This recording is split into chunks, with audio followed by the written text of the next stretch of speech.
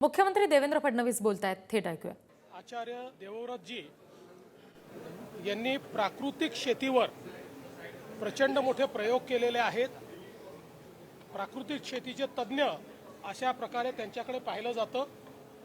त्यामुळे आज महाराष्ट्रातल्या विधानमंडळातल्या सगळ्या सदस्यांसमोर आणि काही सन्मान्य खासदारांसमोर देखील प्राकृतिक शेतीवर त्यांचं एक व्याख्यान आम्ही आयोजित केलं होतं।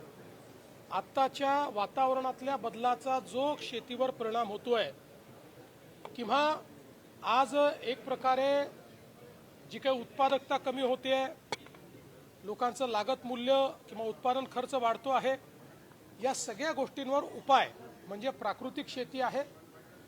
हे उदाहरणासहित पद्धतीसहित अतिशय सुंदर पद्धतीनं आचार्य देवव्रत साहेबांनी या ठिकाणी मांडलं आणि आता माननीय राज्यपालांच्या नेतृत्वामध्ये एक मोठं प्राकृतिक शेती मिशन हे महाराष्ट्रामध्ये आम्ही सुरू करतो, ज्यातनं शेतकऱ्यांचा उत्पादन खर्च कमी होईल, त्यांची उत्पादकता वाढेल, त्यांच्या जमिनीची क्षमता आणि कस वाढेल आणि त्यातनं शेती फायद्याची होईल, अशा प्रकारचा प्रयत्न आहे।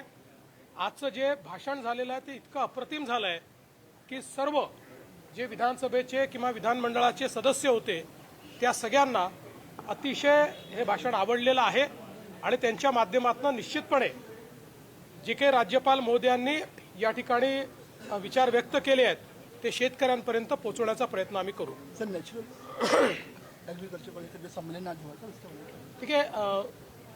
जो प्राकृतिक खेती के संदर्भ में महाराष्ट्र के राज्यपाल जी आचार्य देवव्रत जी का आज व्याख्यान हुआ है, वो इस क्षेत्र के तज्ञ यानी एक्सपर्ट माने जाते हैं।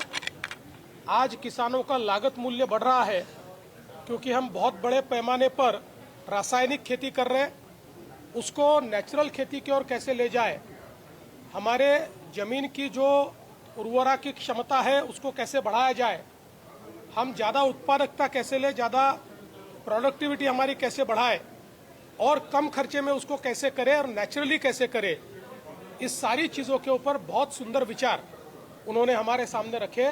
इसलिए मैं उनका बहुत बहुत आभार व्यक्त करता हूं और उनके नेतृत्व में महाराष्ट्र में प्राकृतिक खेती का एक मिशन हम लोग हाथ में लेंगे और किसानों को ये खेती फायदे